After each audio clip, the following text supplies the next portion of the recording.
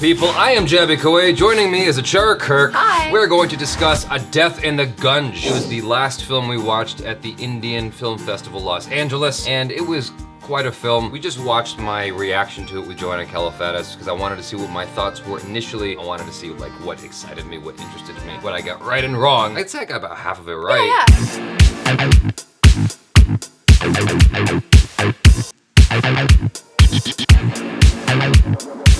You go first. How did you feel about this? Like, it hit you raw. You didn't know anything about this movie. I edited the thing, so. Shh, you're ruining the mystery. Sorry. Everyone thinks Jaby's the one editing it. Shitty editing, probably ACHARA. I had seen the reaction to it. I thought at the time that it seemed really interesting because I do like these sort of slow burn indie films that are very much about a family dynamic and the relationships within the family. That came through very strongly in the film. It was very much for me a slice of life. It almost felt voyeuristic watching this family live their life, almost like you're a fly on the wall, watching the little dramas within the family unfold over this specific period of time, over a vacation. I felt really bad for the main guy. Like, for me, that was like just the general feeling of discomfort and just feeling so sorry for him because he was so bullied by his family. Like, they just treated him so badly and he had so much going on within him, but he like really kept it inside. So it just really felt like this slow burn Slice of life.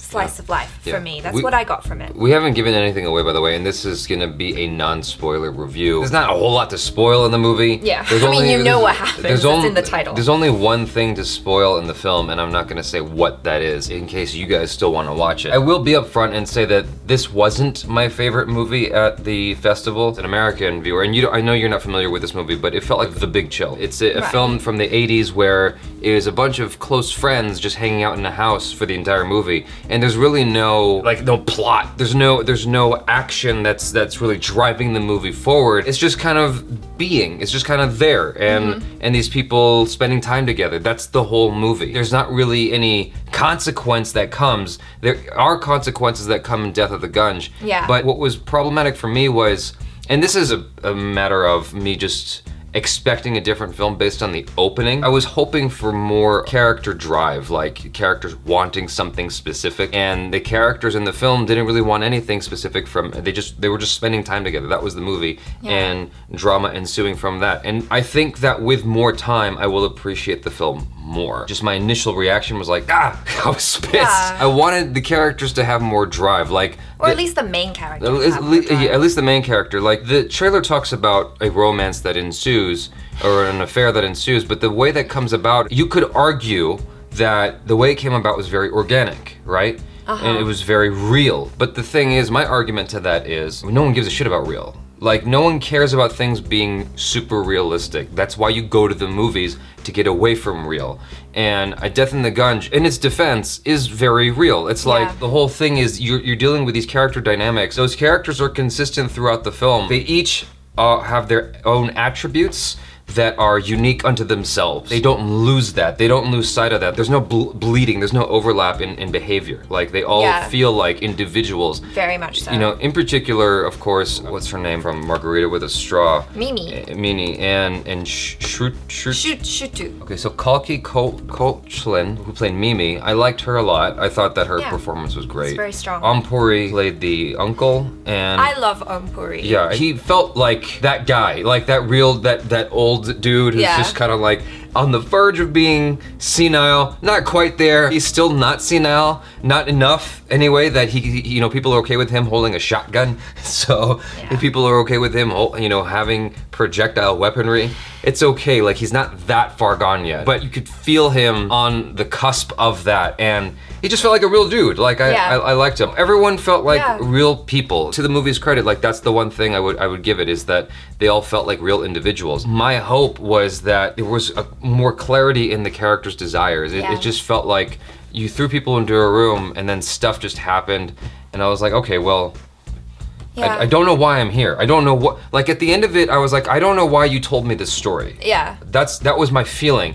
And maybe that's a fault of me, just not being equipped enough to understand what the movie's saying, because this is a very highly revered film. Oh, it got 7.2 on IMDb, but it seems like a lot of people like this movie. Even you liked it. Well, yeah, I was gonna say, I did enjoy the film. When the film ended, I was like, oh, I liked that. However, when you brought up the things about the character's desires not being strong enough, I was like, you know what, you have a point, because you know me, usually in sort of emotional, tragic films, I'm the one clutching a box of tissues going, oh, why did that happen? Snot and tears and everything. Yeah. But this was a tragedy. It ended and I was just kind of like, well, I feel bad. Right. But I didn't have any catharsis. Perhaps that did have a lot to do with the main character who we're supposed to care about and empathize with. He just didn't want things strongly enough. So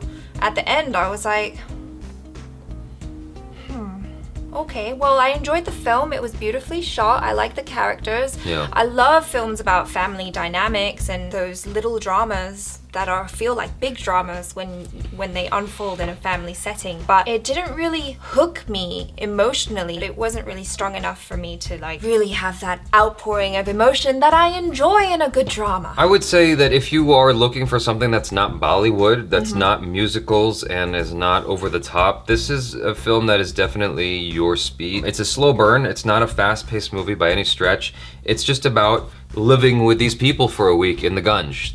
That's what it comes down to. And then something very dramatic happens at the end. Also, this is from more of a technical standpoint, for better or worse, you were able to tell this story in basically one location. Most of it just takes place at this house, and for me as a filmmaker, that's cool that they're able to pull that off. That's a big feat, to be able to tell a cohesive story that's appreciated, because even though I'm not this movie's biggest fan, a lot of people like it, and so I am like, that's awesome that this director, Konkana Sharma, and the writers, Disha Rindani and Konkana also. So they're girls, okay, maybe, yeah. or at least one of them is. So, but I mean, to their credit, they were able to pull off a story that's entertained people, and it's all taking place in one location. And so from here, Konkana can go off to make bigger, more spectacular films off of this one thing that is doing, I think, pretty well for being this like indie flick. People are appreciating it. So even though I didn't love the story, I think Konkana is a very, very equipped director. I think that she's got chops and she's very capable of handling anything that you throw at her. I think it's hard to tell this kind of story. It's challenging, and it takes a certain kind of confidence. Again, I didn't love the movie, but I think I have to give her credit for having the confidence to just let these moments breathe in a way that most films don't do today. Everything is very bum, bum, bum, bum, bum, cut, moving forward, and very plot driven. And she'll just let the camera sit on these two characters behaving, just being there. And that takes a certain kind of confidence. So I appreciate that. Well, she's an actor as well. So it's an actor's movie. It's an actor's movie, I feel. The thing that threw me off for this movie, just so you guys know, is the very opening of the film, which they show it in the trailer. You see two of the dudes looking down into a trunk.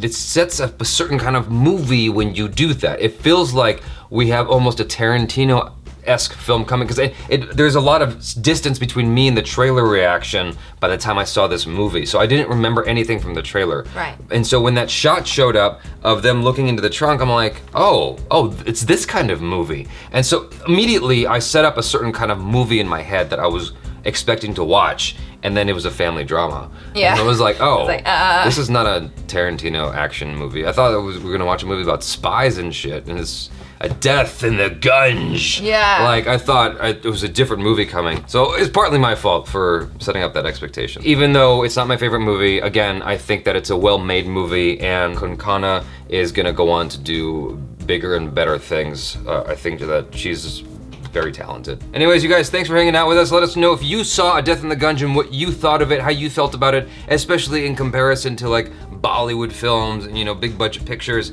what your thoughts were on this movie.